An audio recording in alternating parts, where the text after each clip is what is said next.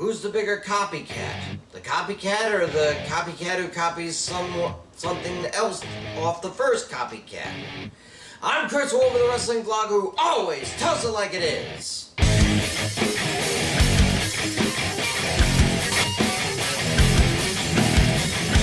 Helps to have a sister-in-law who cuts hair. I'm sure no one, especially not in the WWE, knew just how long the coronavirus was going to stick around. Sure, the Prez said it'd be gone by Easter, but well, I'll just say consider the source and leave it at that. But the WWE has more or less been on lockdown at the Performance Center in Full Sail University for over 2 months now. Ratings seem to be going down, and as you've seen, SmackDown has had to resort to bringing back people like Shorty G and bring him back into the limelight. So last week, the WWE decided to do something about the empty arena shows. They decided to allow those from NXT to come in and cheer and boo for the superstars of Raw and SmackDown as if they were real fans. Which, let's face it, they kind of are, since it's the superstars on those two shows which they inspired to be like. Also, it's an interesting setup with the plexiglass to make the ring look more like a hockey rink. Of course, that's for protection between the performers and the spectators, so who knows if that's the first step towards allowing crowds back in as states open up again. But you know, allowing for other wrestlers to stand in for the crowd sounds vaguely familiar, doesn't it? Those of you who, unlike me, don't just follow WWE probably know what I'm talking about. See, for the last month or so, AEW has been doing the exact same thing. Wrestlers and crew members with nothing else to do have been doing their best to somehow replace the tens of thousands of fans that usually stuff arenas. And now that they seem to be holed up in Jacksonville, ironic, ain't it, Mr. McMahon? It seems they'll have a bit of an easier time of it. So, WWE copied AEW. Some call it desperation, some call it pre-planning for a return to normalcy. I call it revenge. So last week was AEW's premiere event, their WrestleMania if you will, called Double or Nothing. It was supposed to be held in Las Vegas as it had the last 2 years, but of course, Vegas is in major lockdown mode, so they held it in Jacksonville. Most of the matches were held in an arena, but the main event, a 5-on-5 no-holds-barred Falls Count Anywhere match called the Stadium Stampede, was held in the home of the Jacksonville Jaguars. I watched some of that match, don't ask me how, and you know, it seemed vaguely familiar in presentation, didn't it?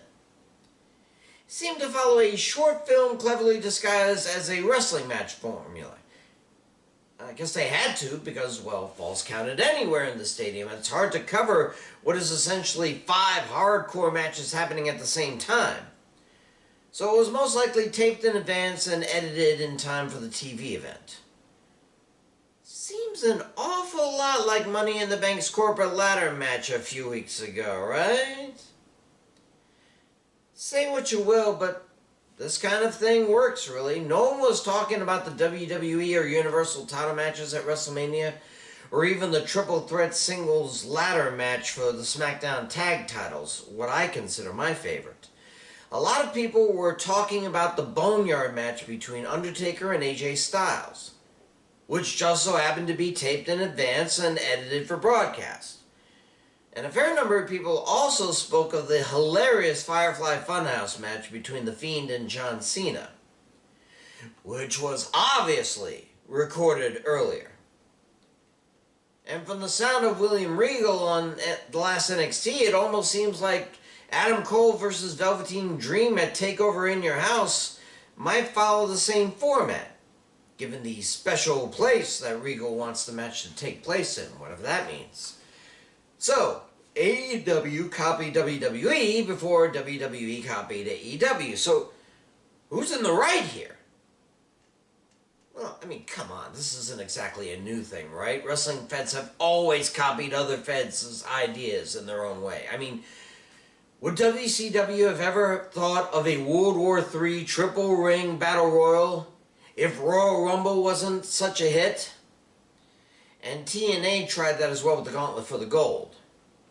And WWE ripped off a Memorial Tag Tournament from WCW, whose Jim Crockett Cup was replaced with the Dusty Rhodes Cup. I mean, yeah, WWE owns everything WCW now, but still. The point is, WWE saw how the people were reacting to AEW's crowds and decided to give it a shot and see how it goes. And AEW saw how people reacted to 4 films as matches and decided to give it a shot as well.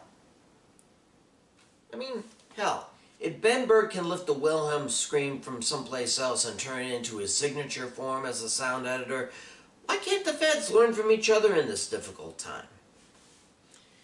Here's hoping WWE keeps the NXT people in the crowd for the time being as sort of a dry run for bringing actual crowds back in.